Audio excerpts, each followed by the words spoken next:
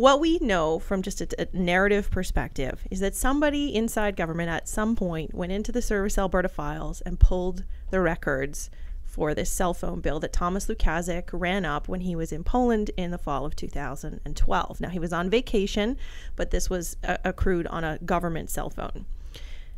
We heard virtually nothing about it until 2 weeks before the leadership race. We don't know who pulled it. We don't know who leaked it. What we do know is that it made its way, these documents, to a UPS location in Calgary, where somebody, again, we don't know who and we don't know why, used a Calgary resident's name and address fraudulently, allegedly, to mail it to Sun reporter Matt Dykstra. Matt then published a story saying that Lukaszuk had run up this bill. Now, that was the first day story, and that's how it made the news. What is extra super sleazy about this is that weeks before, days before the first vote in the leadership, that somebody dug this up and shopped it around at a time when it would do the most potential damage to Thomas Lukaszuk. That's the real story here. Let's That's talk politics. The main yes, story let's here. talk politics about this. Why did this happen now? Thomas Lukaszuk, running for the leadership race, gets slammed in the newspaper with this nasty, nasty allegation. And the crucial concern from my perspective is, did the person who leaked it know that he was not going to be able to talk publicly about it? Because people's minds always go to the negative, right? People are going to assume he's watching Netflix or some other unsavory business on his iPad while he's traveling around Europe, right? Yeah. People are going to assume that he's having long conversations with his wife or whatever.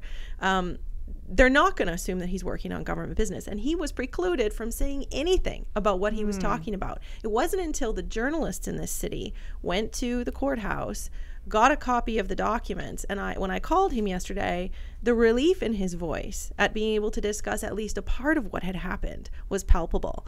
And that is really interesting politically. And I'll let Graham and Paula talk about this because it's really dirty. Well, the question becomes now, who leaked it? And there's a police investigation. Calgary police are looking at this as the person who apparently mailed this document to the Edmonton Sun. Lukaszuk's come out and said that this is an inside job. He's assuming, or he's pointing to the Jim Prentice campaign. He has no proof of that. He's just saying this is an inside job. It came from Jim Prentice. The Prentice campaign is denying any responsibility for this, so is Rick McIver, by the way. But there's not a shoe yet to drop. If this police investigation finds something out that ties it to the leadership race at some level, this is absolutely huge. Paul and I can argue about the ethics or the stupidity. I don't think what Lukaszuk did was unethical. It may have been colossally stupid, but that's different. You're right. In the terms that $20,000 bill, that was a huge mistake. It's a dumb thing to do, but to me the bigger issue is this next shoe to drop, police investigation. If it's tied back to the leadership race, that is huge. Also says something absolutely fascinating about what's happening inside the leadership race and inside the Conservative Party. This party is in crisis. That we have somebody inside the governing party working for the government in those offices leaking documents about a cabinet minister who's running for the Progressive Conservative leadership and could be the next premier. I mean, to say that the wheels are falling off at this point, to say that whichever campaign leaked this document is in crisis is a wild understatement.